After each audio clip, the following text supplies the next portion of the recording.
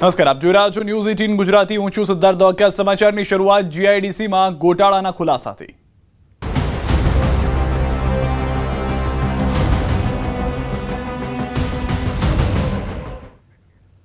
News 18 ગુજરાતીના અહેવાલ બાદ તંત્ર હરકતમાં આવ્યું છે। ન્યૂઝ 18 ગુજરાતીના અહેવાલની અસર જીઆઈડીસીના એમડીને ઉદ્યોગ મંત્રીનું તેડું। જીઆઈડીસીના એમડી ડીકે પ્રવીણાને બળવંતસિંહે બોલાવ્યા છે।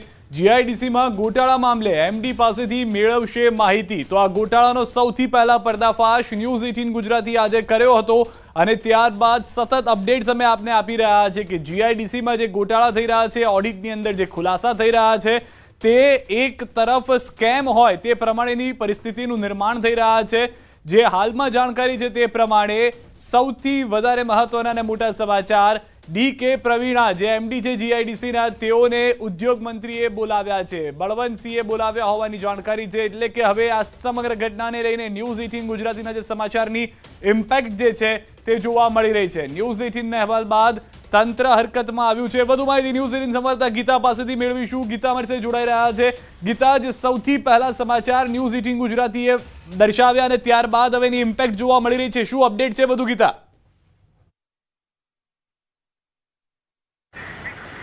જે જીઆઈડીસીનું જે સમગ્ર કૌભાંડ છે તે ન્યૂઝ 18 ગુજરાતીએ બહાર લાવ્યું છે અને એવા આધારભૂત પુરાવા સાથે બહાર લાવ્યું છે કે જેમાં મંત્રીઓ પણ કંઈ બોલી ના શકે કે રાજ્ય સરકાર પણ કંઈક બોલી ના શકે, કારણ કે રાજ્ય સરકાર દ્વારા નિમાયેલા જે ઓડિટર્સ છે તે ઓડિટર્સના રિપોર્ટ જ બહાર લઈ આવ્યું છે ન્યૂઝ 18 ગુજરાતી, જેમાં સ્પષ્ટ ઉલ્લેખ છે કે જીઆઈડીસીમાં કેટલા કરોડના કૌભાંડ થયા છે। આ સમગ્ર મામલે વિગત મેળવવા, છણાવટથી અભ્યાસ કરવા માટે અને પૂછપરછ કરવા માટે ન્યૂઝ 18 ગુજરાતીમાં અહેવાલ પ્રસારિત થયો।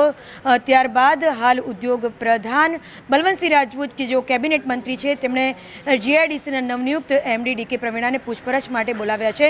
ન્યૂઝ 18 ગુજરાતી પર અહેવાલ પ્રસારિત થયા બાદ તંત્ર હરકતમાં આવ્યું છે। અગાઉ જે સ્ટેટ મિનિસ્ટર છે ઇન્ડસ્ટ્રીના, હર્ષ સંઘવી, તેઓ પણ વિભાગમાંથી વિગત માંગી ચૂક્યા છે। તેઓ આજે સીએમને પણ રજૂઆત કરે આ મુદ્દે તેવી સંભાવના છે અને સાથે એક વિડીયો કોન્ફરન્સ બાદ બલવંતસિંહ રાજપૂતે પણ એમડી ડીકે પ્રવીણાને રૂબરૂ પૂછપરછ માટે બોલાવ્યા છે કે સમગ્ર કૌભાંડ મામલે તેઓ પાસે શું જાણકારી છે, ખરેખર ઓડિટ રિપોર્ટ શું છે અને ન્યૂઝ 18 ગુજરાતી પર જે અહેવાલ પ્રસારિત થયા છે ત્યારબાદ કયા પ્રકારના એક્શન જે તે અધિકારીઓ સામે લઈ શકાય છે, તે તમામ મુદ્દે વિશેષથી છણાવટ કરવા, પૂછપરછ કરવા, ચર્ચા કરવા માટે નવનિયુક્ત એમડી જીઆઈડીસીના ડીકે પ્રવીણાને હાલ ઉદ્યોગ પ્રધાન બલવંતસિંહ રાજપૂતે રૂબરૂ બોલાવ્યા છે। જી, તો એ છે કે આટલું મોટું એક રીતની આપ જોવા જાઓ તો ગડબડી છે। આપ તરફથી ન્યૂઝ 18 ગુજરાત તરફથી આ સમાચાર બ્રેક કરવામાં આવ્યા છે અને 4 થી 5 કલાકની અંદર તેના ઉપર ધ્યાન આપીને તુરંત કાર્યવાહીનું પણ જે હાલમાં જાણકારી મળી રહી છે તે પ્રમાણે જોવા પણ મળશે એક્શન, ગીતા?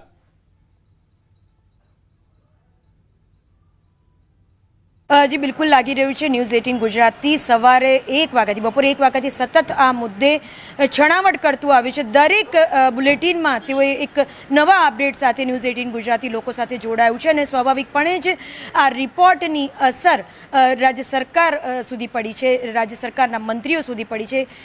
અગાઉ હર્ષ સંઘવી પણ વિભાગ પાસે આ મુદ્દે વિગતો માંગી ચૂક્યા છે, જેઓ ઇન્ડસ્ટ્રીના સ્ટેટ મિનિસ્ટર છે, ઇન્ડસ્ટ્રી વિભાગના સ્ટેટ મિનિસ્ટર છે અને હાલ બલવંતસિંહ રાજપૂત કે જો હાલમાં એક વિડીયો કોન્ફરન્સ હતી તેમાંથી ફ્રી પડીને તેઓએ ડીકે પ્રવીણાને બોલાવ્યા છે આ મુદ્દે છણાવટથી ચર્ચા કરવા માટે। જી, આભાર ગીતા સમગ્ર માહિતી બદલ। તો હાલમાં જે રીતે ગીતાએ જણાવ્યું છે, સૌથી વધારે મહત્વના સમાચાર, તેઓ જ્યારે એમડી છે તેઓને ઉદ્યોગ મંત્રીનું તેડું છે, તો સ્પષ્ટ છે કે તમામ માહિતી મેળવવામાં આવશે ગોટાળાને લઈને।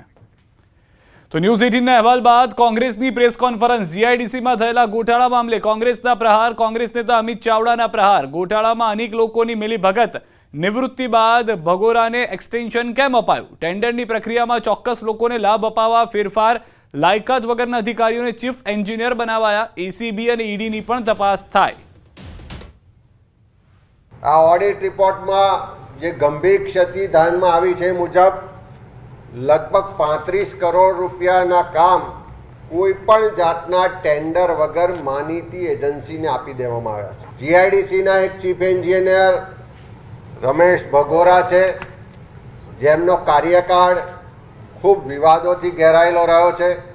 એમની નોકરીની શરૂઆતથી લઈ અને લાયકાત ધરાવતા ના હોવા છતાં અનેક રીતે પ્રમોશનો મળ્યા, અનેક જગ્યાનો એમને વધારાનો ચાર્જ સોંપવામાં આવ્યો, એમની લાયકાત સિવાય પણ ચીફ એન્જિનિયર બનાવવામાં આવ્યા અને નિવૃત્તિ પછી પણ એમને એક્સટેન્શન આપવામાં આવ્યા. ખાતાકીય તપાસ થાય એટલું જરૂરી નથી, એસીબીની તપાસ પણ થવી જોઈએ અને ઈડીને ઇન્કમ ટેક્સ કોઈ સામાન્ય લોકોને ત્યાં પહોંચી જાય છે તો આવા કરોડોનું કૌભાંડ કરવાવાળાને ત્યાં કેમ નથી જતી અને એ મુખ્યમંત્રીશ્રી તપાસ કરાવે એવી માગણી કરીએ છીએ. 10 કલાકમાં 74 તાલુકામાં વરસાદ પડ્યો છે. સુરતના ઉમરપાડામાં 2.5 ઇંચ જેટલો વરસાદ, ખેડબ્રહ્મામાં 2.25 ઇંચ વરસાદ થયો છે. વ્યારા, કપરાડા, સાગબારા, નડિયાદમાં 1.5 ઇંચ વરસાદ, બારડોલી, પારડી, નવસારીમાં 1 ઇંચ વરસાદ. અન્ય તાલુકાઓમાં પણ નોંધપાત્ર વરસાદ નોંધાયો છે.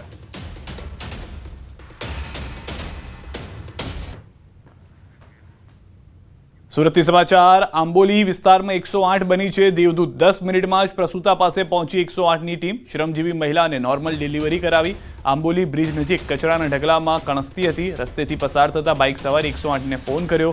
ફોન કર્યાને માત્ર 10 મિનિટમાં કામરેજ સેન્ટરની 108 ઘટના સ્થળે પહોંચી અને મહિલાને સ્થળ પર જ નોર્મલ ડિલિવરી કરાવી હતી. 108ની કામગીરી ખરેખર બિરદાવવાને લાયક છે. આજે આંબોલી મુકામે હાઈવેની નજીકમાં એક શ્રમજીવી પરિવારની બહેન જેને પ્રસ્તુતિની પીડા ઉપડતા તરત જ 108ની ટીમને ફોન કરતા ફક્ત 5 જ મિનિટની અંદર સ્થળ ઉપર આવી અને એ બહેનને અસહ્ય પ્રસૂતિનો દુખાવો થતા સ્થળ ઉપર જ અમને ડિલિવરી 108ની ટીમે કરાવી. કચરાનો ઢગલો છે ત્યાં અમે ડિલિવરી કરાવી છે અને એ પેશન્ટને સવારે 10-11 વાગ્યાનો દુખાવો હતો. અત્યારે સરકાર બતાવવા જતા હતા અને રસ્તામાં જ બેનને દુખાવો ઉપડ્યો એટલે રસ્તામાં સુઈ ગયા ત્યાં ડિલિવરી કરાવી છે. કાંતિ અમૃત્યાના રાજીનામાના નાટકનો પર્દાફાશ. કાંતિ અમૃત્યા અને એક વ્યક્તિની ઓડિયો ક્લિપ વાયરલ થઈ છે. રાજીનામાના ડ્રામા બાદ રેકોર્ડિંગ વાયરલ. રાજીનામું આપવાનું નથી પણ વધુ લોકોને મોકલજો. વધુ લોકોને ગાંધીનગર મોકલવાનું કહી રહ્યા છે. વટ માટે ગાંધીનગર જવાનું છે, રાજીનામું આપવાનું નથી. એ રાજીનામું આપવાનું નાટક હોવાનું અમૃત્યાનો મત. ઓડિયો ક્લિપની ન્યૂઝ 18 નથી કરતું પુષ્ટિ.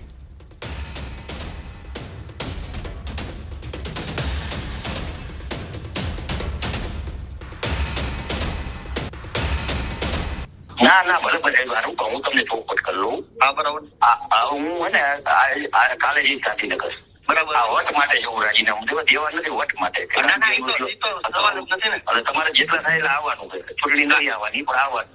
કાંતિભાઈ અમે તમારી હારે કાર્યકરને ફોન કરો. અત્યારે તમે આ માહોલમાં અમને હારે ન લ્યો. અમે તમારી હારે છીએ. મેં વિડીયો મૂક્યો છે. બીજાને મોકલજો. અને મકરસંક્રાંતિ વીડીમાં આવે 4. શું કાંતિભાઈએ વટ માટે આ તાઇફા કર્યા? મોરબીમાં પડેલા ખાડા પૂરવામાં વટ બતાવો. પ્રજાના કામ કરવામાં વટ કેમ નથી બતાવતા? મોરબીથી લઈ ગાંધીનગર સુધી આવા તાઇફા કેમ? રાજીનામું નહોતું આપવું તો આવા તાઇફા કેમ કર્યા? જનતાને મૂર્ખ બનાવવાનું બંધ કરો. આ સ્પષ્ટ સંદેશો છે. કારણ કે કાંતિભાઈ જો આટલું મોટું ઢોંગ કરતા હોય, આ તો ઓડિયો ક્લિપ જે વાયરલ થઈ છે તેનાથી લાગી રહ્યું છે કે ઓડિયો ક્લિપની અંદર તે પોતાના સમર્થકને કહી રહ્યા છે કે આપણે વટ માટે જવાનું છે, રાજીનામું નથી આપવાનો, ચૂંટણી નથી આવવાની. આ તો વટનો સવાલ છે ને, વટ માટે આપણે જઈ રહ્યા છે. તો ખાડા પૂરવામાં એવો વટ બતાવો, રસ્તા બનાવવામાં એવો વટ બતાવો. આજે મોરબી નગરપાલિકાની પરિસ્થિતિ હમણાં ખાલી થઈ ગઈ હતી તિજોરી, એને ફરી એક વખત ભરવામાં વટ બતાવો કે કેવી રીતે ટેક્સ આવ્યો છતાં તિજોરી ખાલી થઈ ગઈ. બિલ કેટલાય મોરબી નગરપાલિકાના બાકી છે એ ભરવામાં વટ બતાવો. જનતાને મૂર્ખ બનાવવાનું બંધ કરો. આમ તો હવે જનતાએ સમજી ચૂકી છે, પરંતુ જેટલા પણ હજી નથી સમજી રહ્યા એઓએ પણ સમજવાની જરૂર છે કે આ એક વટ માટેનો ખેલ હતો, જેમાં 100 જેટલી ગાડીઓના પેટ્રોલનો ડીઝલનો ધુમાડો કરવામાં આવ્યો.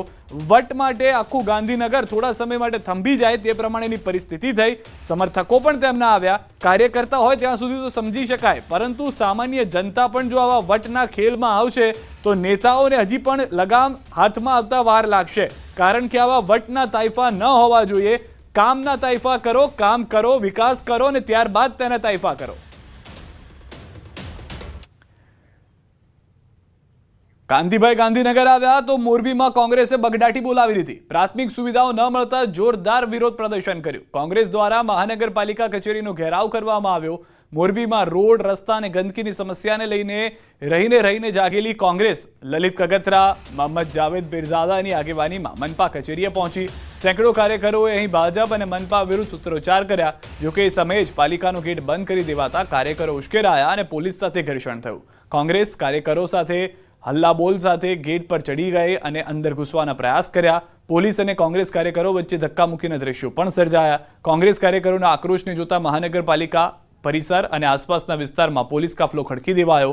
1 ડીવાયએસપી, 2 પીઆઈ, 4 પીએસઆઈ સહિત 70 પોલીસ જવાનો તૈનાત કરી દેવાયા.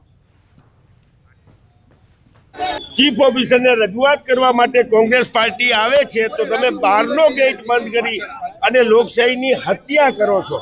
તમે દાદાગીરી, નરાધમ લોકશાહીની સામે પ્રજાનો પ્રશ્ન, પ્રજાનો અવાજની વાત કરવા અમે અને વાંકાનેરના માજી ધારાસભ્ય પીરઝાદા અને અમારી કોંગ્રેસની સમગ્ર ટીમ પ્રમુખ સાથે આવ્યા છીએ તો અમને અંદર જવા નથી. વિવિધ મુદ્દાઓ બાબતે તેમના દ્વારા રજૂઆત કરવામાં આવી છે. રોડ, રસ્તા, વીજળી વગેરેના પ્રશ્નો છે, સ્ટ્રીટ લાઇટ વગેરેના પ્રશ્નો છે, જેનો વિસ્તૃત અભ્યાસ કરીને જે પણ કાર્યવાહી એમાં કરવાપાત્ર છે આગામી સમયમાં કરવામાં આવશે. ભરૂચમાં ખખડધજ રોડ રસ્તાને લઈને કોંગ્રેસ વિરોધ કરી રહી છે. શહેરના યુવા કોંગ્રેસ માર્ગ અને મકાન વિભાગના અધિકારીને આવેદનપત્ર પાઠવ્યું હતું.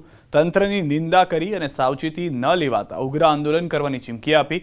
યુવા કોંગ્રેસના આગેવાને તંત્રને 7 દિવસની ડેડલાઇન આપી તો ઇન્ચાર્જ કાર્યપાલક ઇજનેરે કહ્યું કે તાત્કાલિક કાર્યવાહી શરૂ કરવામાં આવશે. કોણે કેટલા પૈસા લીધા છે એ બધી જ અમને ખબર છે. આજે કાર્યપાલક ઇજનેરે અમને 7 દિવસની અંદર સમિતિ બેસાડી અને આ રોડની ઉપર કાર્યવાહી કરશે અને હાલમાં કેટલું પેમેન્ટ અને કેટલું કામ બાકી છે એની માહિતી અમને આપે છે.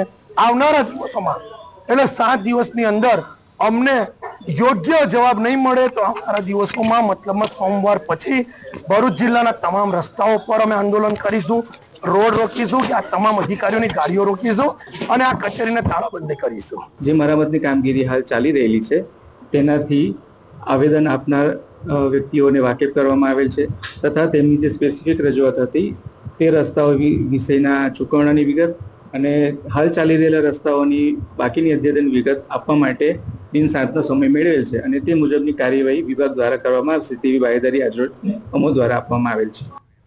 બોટાદથી સમાચાર. કારમાં તણાયેલા સ્વામીનો મૃતદેહ મળ્યો છે. 16 કલાકની શોધખોળ બાદ મૃતદેહ મળ્યો છે. રાણપુરના ગોધાવટા કોઝવેમાં કાર તણાઈ હતી.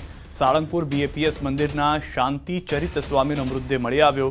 ગત મોડી રાત્રે ગોધાવટા ગામના કોઝવેમાં કાર તણાઈ હતી. કારમાં 7 લોકો હતા, જેમાંથી 4નો બચાવ થયો, જ્યારે 2ના મૃતદેહ મળ્યા અને 1 સ્વામી લાપતા છે.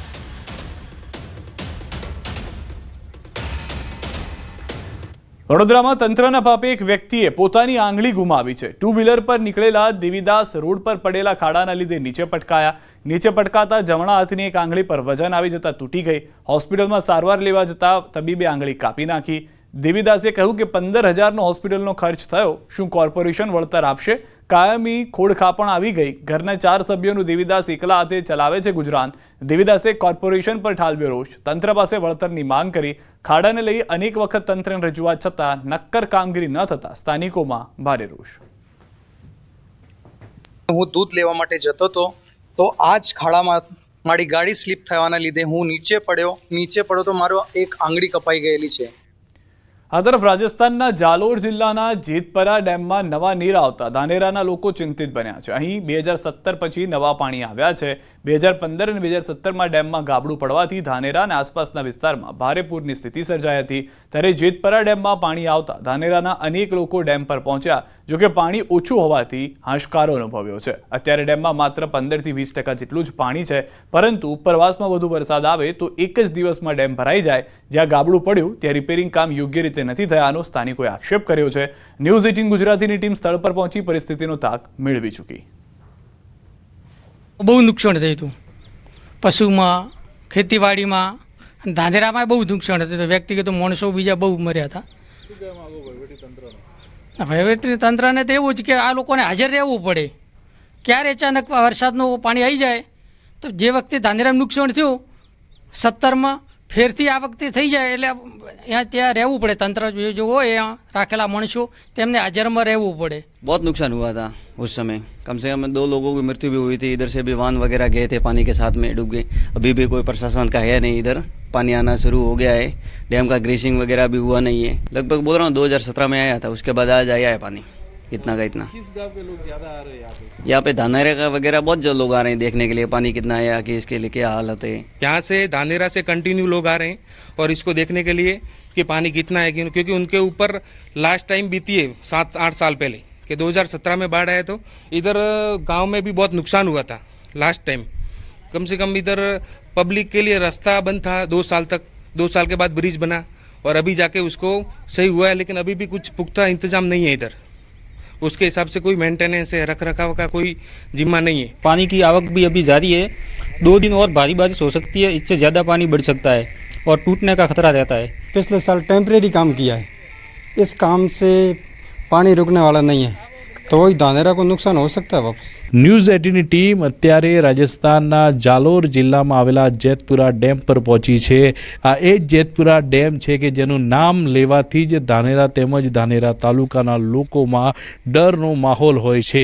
અત્યારે તો આ જેતપુરા ડેમ ખાલી પડ્યો છે, પરંતુ જો આ જેતપુરા ડેમમાં પાણી વધુ આવે તો જે જેતપુરા ડેમના જે દરવાજાઓ છે તે દરવાજાઓ નથી ખુલતા અને બાજુમાંથી ગાબડું પડી જવાના લીધે આ પાણી જે છે તે રેલ નદીમાં જાય છે અને રેલ નદી ઉપર આ જેતપુરાનો જે ડેમ છે તે બાંધવામાં આવ્યો છે. અત્યારે આપ દ્રશ્યોમાં જોઈ શકો છો કે 2015 અને 2017માં આ ડેમમાં પાણી આવ્યું હતું અને તે બાદ અત્યારે આ પાણી આવ્યું છે અને જો વધુ ઉપરવાસમાં વરસાદ થાય તો આ ડેમ ભરાઈ શકે છે.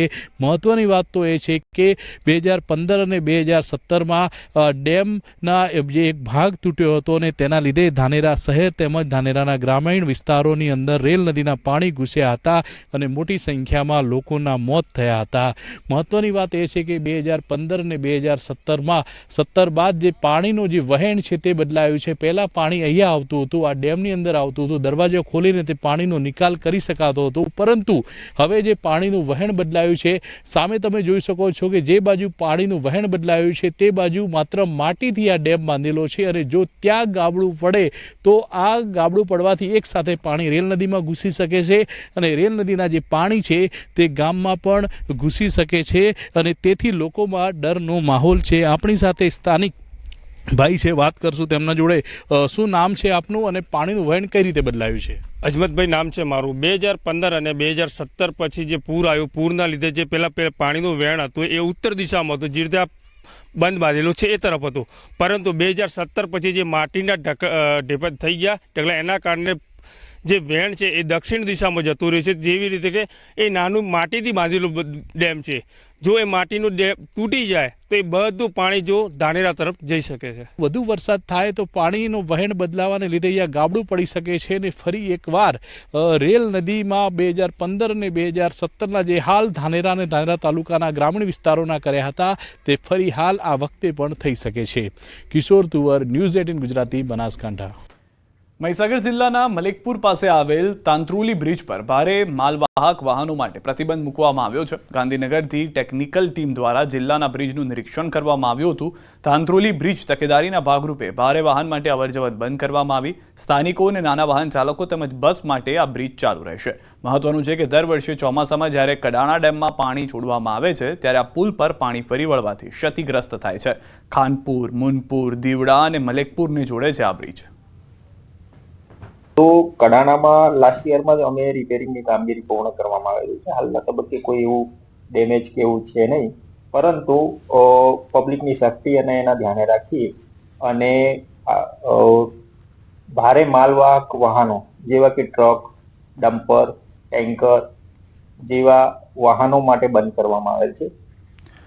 આ તરફ સુરત જિલ્લામાં પણ જર્જરિત બ્રિજની તપાસ શરૂ કરાઈ છે. કલેક્ટર ક્ષતિગ્રસ્ત કામરેજ પુલની મુલાકાત લીધી હતી. કામરેજ તાપી નદીના બ્રિજની કામગીરી યુદ્ધના ધોરણે શરૂ કરાય. આ કામગીરી 1 મહિના સુધી ચાલશે, જેના કારણે ટ્રાફિક જામની સમસ્યા ન સર્જાય એ માટે અલગ અલગ 2 ડાયવર્ઝન અપાયા છે.